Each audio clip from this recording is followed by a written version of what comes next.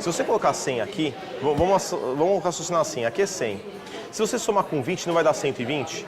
Aquela componente que a gente tinha de... Dar aulas em escolas diferentes faz parte da rotina do professor André Sequeira. Ele se formou em engenharia e é professor há 8 anos. Para conversar com ele, aproveitamos o tempo entre os turnos. Tudo bem, legal. Tudo jóia? Tudo bem. Então tá bom, cara. E aí, veio para a segunda parte do dia? É isso aí. Pegar agora o material aí, só vou passar ele na sala dos professores, enfim, tenho que corrigir ainda umas provas aí que faltam e já subo já, né? Que horas que começa a aula?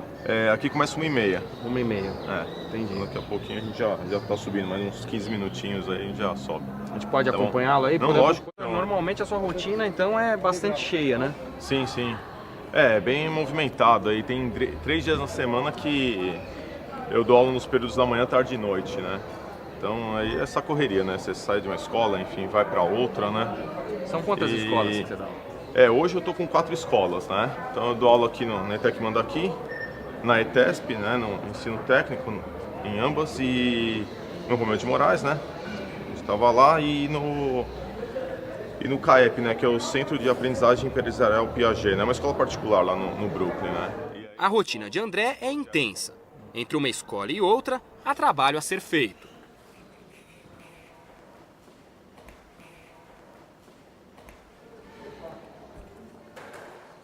Oi, Juliana. Boa tarde. Bem, você?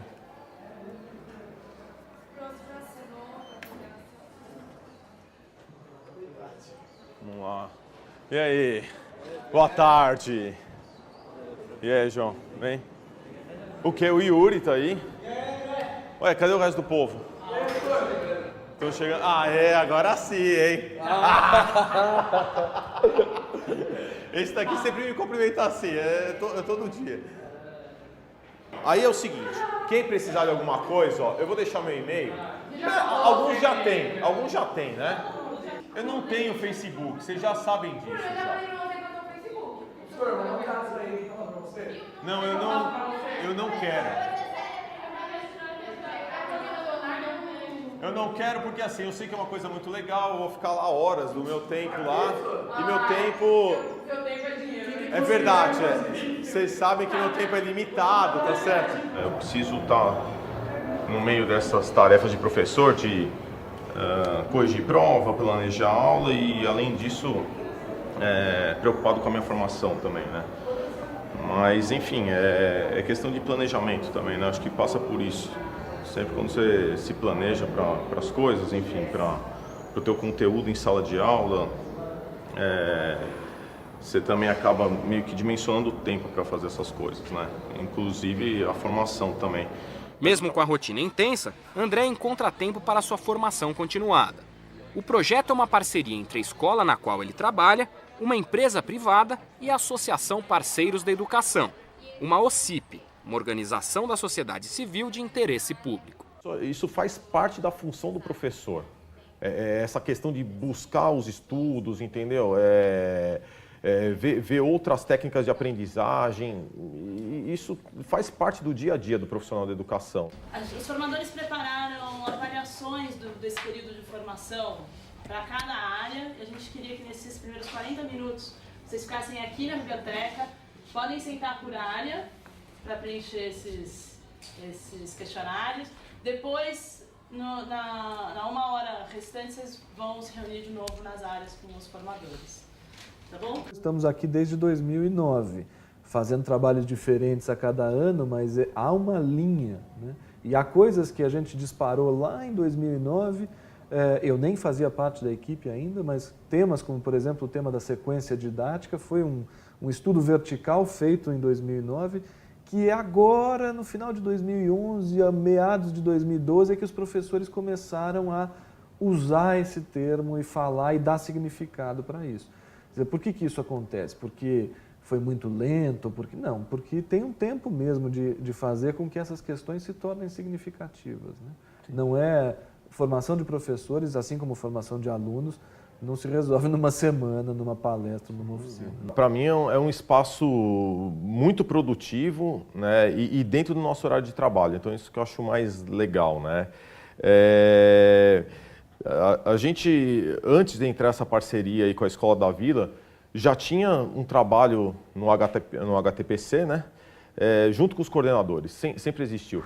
Como você vê uma aula só montada em cima da estratégia? No começo, eu tinha lançado a mão de trabalhar em grupos com 5 alunos, com a mesma estratégia de dividi-los, né? Na verdade, eu tinha deixado eles fazerem a divisão dos grupos com 5 alunos e, na verdade, eu percebi que o grupo era muito grande, não estava dando resultado, e aí, por conta disso, você muda a tua estratégia, né? Tem momentos que você acaba chamando atenção.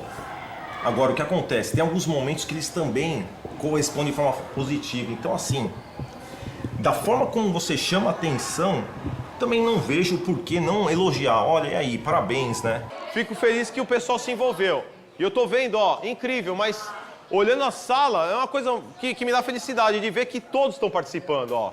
Muito legal, parabéns. De fato, para mim, assim, voltado à área de matemática, né, é esse momento que eu tenho mesmo para, enfim, discutir com os outros professores da área, ter uma formadora ali presente. Então, está sendo muito bacana de poder refletir sobre a minha prática e de que forma eu posso intervir dentro da sala de aula, o que eu posso mudar nas atividades, né? Então, eu acho bem bacana mesmo. O que se aprende na formação continuada? O que eu aprendo, pelo menos... Assim, teve vários momentos, tá? O primeiro ano a gente focou mais na questão do planejamento, né? Depois, já no segundo e terceiro ano de formação, teve a questão da avaliação, né? No meio desse processo. Esse ano, o que eu senti de mais específico, assim, né, para pontuar, a gente trabalhou muito a questão das atividades, de como se elaborar uma atividade para aplicar em sala de aula, né? Então, que nem a Mariana, ela procurou trazer algumas atividades que ela aplica na Escola da Vila, e aí, em cima disso, eu fui adaptando dentro da realidade que eu tenho aqui no Romeu. E trouxe para vocês um outro texto, para a gente também ler coletivamente. É um outro pensador da didática matemática, que é o Brousseau, certo? Acho que vocês, quem já ouviu falar? Não? Já? Só Então, concurso só, né? Nome. Sim, com certeza. Agora, a minha ideia também era essa um pouco. Como é uma entrevista, as respostas são bem localizadas. Inclusive, eles até... Nesse aqui nem tanto, mas eu trouxe referências, caso interesse também, de ir atrás, ler outras coisas, para ter uma ideia, né? Um pouquinho sobre como que ele reflete sobre o ensinar, né? Matemática. Uma das atividades que surgiu da formação continuada foi um exercício para grupos de 3 alunos. Tem um integrante do grupo que vai ser o leitor pesquisador. Que função que ele tem que exercer no problema? Ué, se ele é o leitor, o que ele vai fazer sendo leitor? Ele vai ler, perfeito. Segundo participante que vocês vão escolher entre vocês, é o que eu chamei de sábio. Quem que é o sábio? Dentro do grupo é aquele responsável, presta atenção, aqui ó, meninos, presta atenção. O sábio é aquele que vai elaborar estratégia. Ele cria uma estratégia para resolver o problema. O último eu chamei de jornalista. Jornalista no sentido daquele que vai escrever a matéria, não é isso? Vai ser o responsável por registrar a resolução. Foi no segundo ano de formação que eles que trouxeram essa proposta do professor montar os grupos dos alunos, né? E aí ali você ter algum critério para formar esses grupos, de repente pode ser pela ordem numérica lá da chamada, ou de repente você pode selecionar e colocar um aluno que tem uma maior facilidade com um outro que tem mais dificuldade, né? Um outro que está com um nível médio ali. e fazer com que eles aprendam a trabalhar juntos ali, aprendam a trocar as ideias para resolver os problemas. E esse tipo de atividade eu acho muito interessante porque faz com que o aluno não se acomode, né? Porque quando você está no seu grupinho ali, isso é com nós, não é só o aluno, nós também, na nossa profissão, a gente vai querer trabalhar com aquela pessoa mais amiga e tal, que tem uma facilidade, e tem vezes que aí o pessoal se escora nele ali, deixa um fazer e os outros dois não fazem nada, né? E para a educação isso é péssimo, né? Do tipo, ali que era o momento para estar aprendendo alguma coisa, não aprende-se nada, entendeu? É só aquele que domina o conhecimento que vai continuar fazendo e os outros... E ali, nesse tipo de atividade, força mesmo a pessoa a produzir, entendeu? A gente tem a condição de trabalhar numa equipe grande de formação aqui. São 11 pessoas envolvidas no processo de formação. E isso permite fazer com que a gente chegue quase individualmente a cada professor. Então, vocês acabaram de ver a situação da formação de matemática, em que tem lá uma pessoa, uma professora formadora, a Mariana, trabalhando com 3 professores da área de matemática no ensino médio. Essa é uma condição, num grupo tão restrito assim, que permite a Mariana talvez trabalhar particularmente com o André umas questões, com o Newton outras, né, com a Neuceia outras. Então, numa mesma reunião vão aparecendo temas trazidos por cada um deles, que são temas os quais a gente engata um gancho ali e puxa para a formação. Então, a gente tem uma série de encontros ao longo do ano, em vários momentos do trabalho dos professores aqui na escola.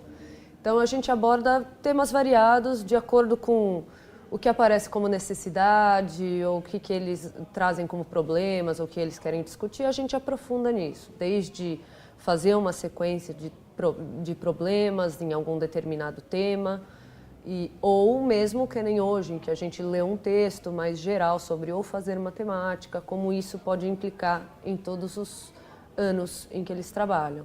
E é legal aproveitar a experiência deles, o que eles trazem do dia a dia, isso é incorporado dentro da conversa. Com certeza, tanto coisas que eles faziam desde antes, como coisas que eles elaboraram a partir dos encontros. Então, uma coisa que a gente conversou sobre hoje foi exatamente isso. Quando dá certo, é muito legal, mas também quando não dá certo, o que não deu certo, né? Como pode ser reelaborado para que funcione melhor. Hoje, a obra de Guy Brousseau é considerada uma referência na área. Sua contribuição mais célebre, a teoria das situações didáticas, investiga as interações entre alunos, professores e conhecimentos, conferindo um papel ativo aos estudantes na busca pelo saber e considerando o erro como parte valiosa desse processo. Se alguém quiser interromper, já vamos lá. Assim, bem interessante, né? Até o dia que o André aplicou aquela atividade lá, que ele comentou, né? Onde os alunos erraram, por que erraram. E eu acho que com o erro eles conseguem aprender melhor. Né? Como debater o erro em sala de aula também, né? Porque você coloca em perguntas o porquê daquilo, mas por que você fez isso, né? Você começa a perguntar para que ele próprio chegue à conclusão. Exatamente. Eu acho interessante. Eu sempre costumo fazer isso também. Eu também. Enfim, essa questão de trabalhar o erro, logo quando eu comecei não era assim, né? Enfim, você vai lá corrigir a prova e simplesmente certo ou errado. E depois, com o tempo, com a formação, é que você começa a pensar, bom, e aí, né? Como que eu trato esse erro aqui? Enfim, como é que eu dou uma devolutiva por meio de uma pergunta para... Enfim, como que eu posso fazer com que ele acerte o que ele está apresentando ali como um erro, né? Você mudou como professor? Sim. Eu acho que a gente está sempre mudando, né? Eu percebo que a cada ano que passa, eu não sou mais o mesmo professor que eu era um ano atrás.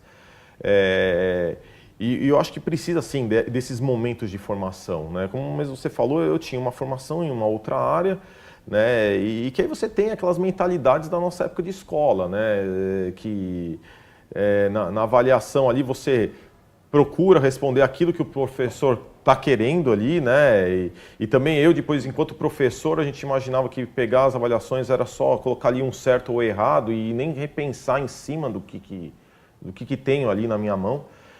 E aí, com a formação, é que eu tive esses momentos de reflexão. Então, a gente para em todos os momentos ali simplesmente para refletir sobre o nosso trabalho. E para professor é isso mesmo, né? Eu acho que a gente precisa estar revendo ali, bom, isso aqui eu fiz no ano passado, não deu certo e tal, registra. Com eles eu também aprendi a ter esse hábito de registrar as atividades, para justamente você poder aprimorar isso nos anos seguintes, né? Senão fica aquela repetição, né? Você fica fazendo a mesma atividade 20 anos, não se evolui em nada, né? E aqui pela formação é bem o contrário, né? Todo ano você está aprimorando ali, você guarda o registro, o ano que vem vai lá, aplica de novo, revê, é assim, né?